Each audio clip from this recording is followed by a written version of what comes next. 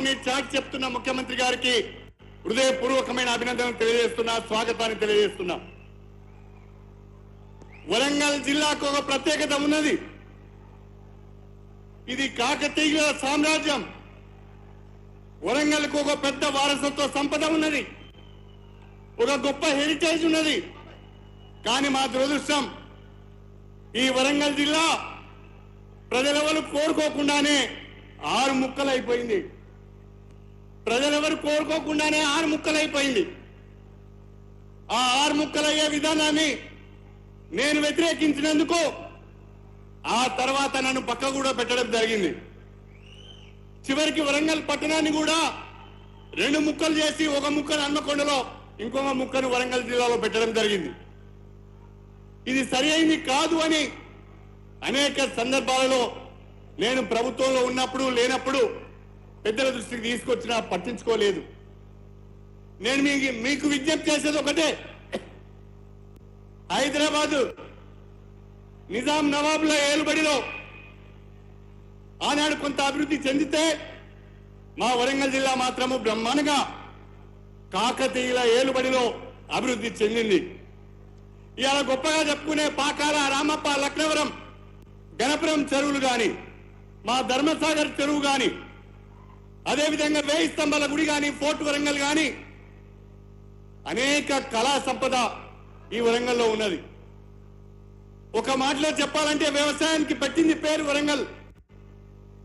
వ్యవసాయానికి రైతులు కూడా బ్రహ్మాండమైన పంటలు పండించే జిల్లా మా వరంగల్ జిల్లా. తెలంగాణలో 2వ అతిపెద్ద పట్టణమైన వరంగల్ సరి అయిన అభివృద్ధికి నోచుకోలేదు.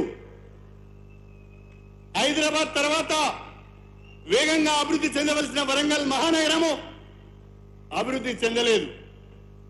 నాకు పరిపూర్ణమైన విశ్వాసం ఉన్నది.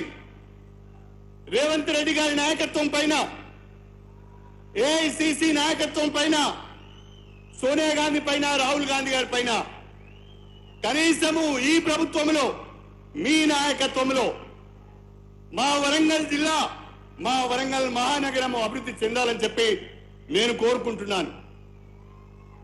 వరంగల్ జిల్లా సమగ్ర అభివృద్ధి కొరకు, వరంగల్ మహానగర అభివృద్ధి కొరకు నేను కాంగ్రెస్ పార్టీలో చేరడం జరిగింది అని చెప్పి కూడా ఈ సందర్భంగా తెలియజేసుకుంటున్నాను. గత ప్రభుత్వాలకు అనేక ప్రణాళికలు ఇచ్చాం, అనేక డెవలప్మెంట్ మోడల్స్ ఇచ్చాం, కానీ వాళ్ళు పట్టించుకోలేదు.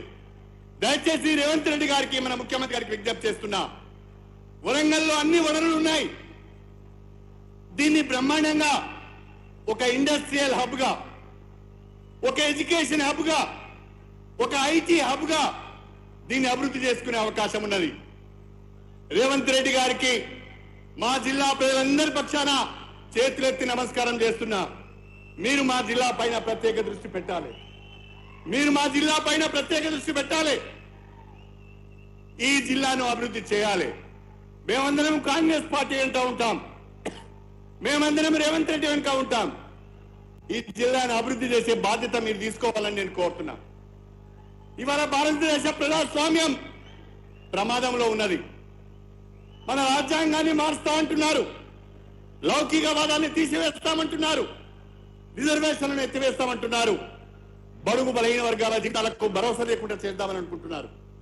ఇవాళ భారతదేశంలో బీజేపీ ప్రభుత్వంలో దళితులకు రక్షణ లేదు, ముస్లింలకు రక్షణ లేదు, క్రిస్టియన్స్ కు రక్షణ లేదు, మహిళలకు రక్షణ లేదు, బీసీలకు రక్షణ లేదు. పేద బడుగు బలహీన వర్గాలంటే భారతీయ జనతా పార్టీకి నచ్చదు. పేద బడుగు బలహీన వర్గాలు కూడా ఆత్మవిశ్వాసంతో తలెత్తుకొని జీవించాలి అంటే, వాళ్ళ భవిష్యత్తుకు భరోసా ఉండాలి అంటే అది ఒక కాంగ్రెస్ పార్టీతోనే సాధ్యమవుతుందని చెప్పి కూడా నేను మీ అందరికీ సవినయంగా తెలియజేసుకుంటున్నాను. అందుకే మీ అందరినీ కోరుతున్నా, మే 13వ తారీఖున జరిగే ఎన్నికల్లో వరంగల్ ఒక సభ నుండి కాంగ్రెస్ పార్టీ అభ్యర్థిగా పోటీ చేస్తున్న డాక్టర్ కడియం కావ్య గారి చేతి గుర్తుకు ఓటేసి అపూర్వమైన రీతిలో మెజారిటీ ఇచ్చి ఈ జిల్లా అభివృద్ధికి తోడ్పడాలని కాంగ్రెస్ పార్టీ కార్యకర్తగా ఈ జిల్లాలో ఉన్న కాంగ్రెస్ పార్టీ నాయకులందరితో కలిసిపోయి, కార్యకర్తలందరితో కలిసిపోయి, ప్రతి ఒక్క కాంగ్రెస్ పార్టీ కార్యకర్తలకు అండగా ఉంటూ వాళ్ళందరినీ కంటికి రెప్పలా కాపాడుకుంటూ పార్టీని పటిష్టం చేస్తూ అభివృద్ధి కార్యక్రమాల్లో మీ భాగస్వామ్యంతో, మీ సలహాలు సూచనలతో జిల్లాను తెలంగాణలోనే రేవంత్ రెడ్డి గారి నాయకత్వంలో అగ్రభాగాన్ని నిలబెడదామని చెప్పి మీ అందరికీ సవినయంగా విజ్ఞప్తి చేసుకుంటూ సెలవు తీసుకుంటున్నాను. జై కాంగ్రెస్.